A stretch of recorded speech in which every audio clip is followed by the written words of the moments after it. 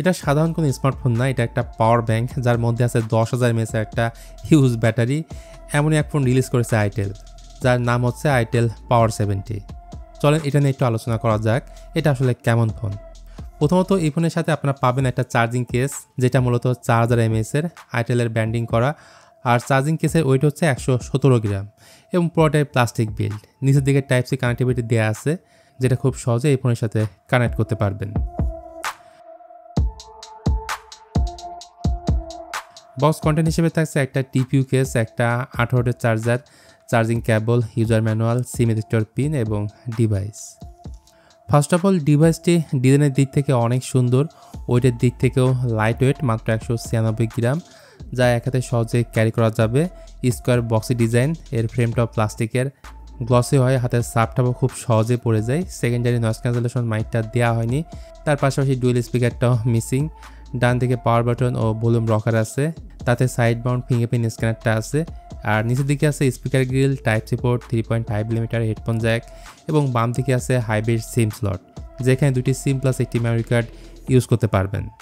তাছাড়া এই ডিভাইসের মধ্যে খুবই কাজের একটা জিনিস দেওয়া হয়েছে, আয়ার ব্লাস্টার সেন্সর, IP54 এর রেটিংও আছে, হালকা পাতলা ফ্ল্যাশ প্রুফ আপনি বলতে পারেন। কালারগুলো কিন্তু বেশ সুন্দর, যার মধ্যে থাকছে সিলভার, একটা ব্রোঞ্জ, ব্ল্যাক এবং ম্যারিন। এই ফোনটার অন্যতম আকর্ষণের জায়গাটা থাকছে এটার ব্যাটারি ব্যাকআপ, যে কারণে এই ফোনটা সবার থেকে একটু আলাদা। নর্মালি এই ফোনের ব্যাটারি হিসেবে থাকছে 6000 mAh এর, বাট এই চার্জিং কেসটা যখন এই ফোনের সাথে অ্যাটাচ করবেন তখন এটা 10,000 mAh এর ব্যাটারি হয়ে যাবে। সে সাথে রিভার্স চার্জিংয়ের সাপোর্টটা পাওয়া যাবে। So charging plus battery backup হচ্ছে এই ফোনের কি সেলিং পয়েন্ট।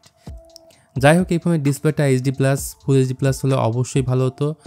ডিসপ্লের সাইজ হচ্ছে 6.67 ইঞ্চ এবং রেজলিউশন হচ্ছে 1600x720। এই ডিসপ্লেতে 120 Hz রিফ্রেশ রেট থাকছে। এটার peak brightness 700 nits, PPI density 263, lower চিনটা বেশ ভালোই মোটা, উপরে থাকছে পাঞ্চল, তার মধ্যে থাকছে আবার ডাইনামিক বার।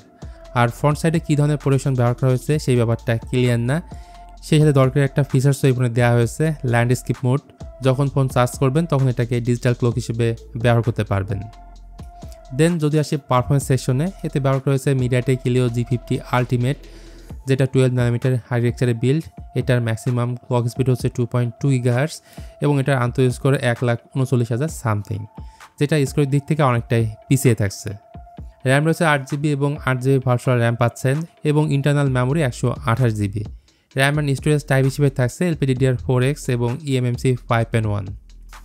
অপারেটিং সিস্টেম হিসেবে এই ফোনে রয়েছে out of the box HyperOS 14 based on Android 14। তো এক কথায় বললে হিলিও 50 আলটিমেট কোনো পাওয়ারফুল কোনো চিপসেট না, এটা একটা এন্ট্রি লেভেলের বেসিক একটা চিপ, যেটা থেকে ডে টু ডে কাজগুলো ইজিলি সামলানো যায়। মাল্টিটাস্কিংও ভালো একটা রেজাল্ট পাবেন না।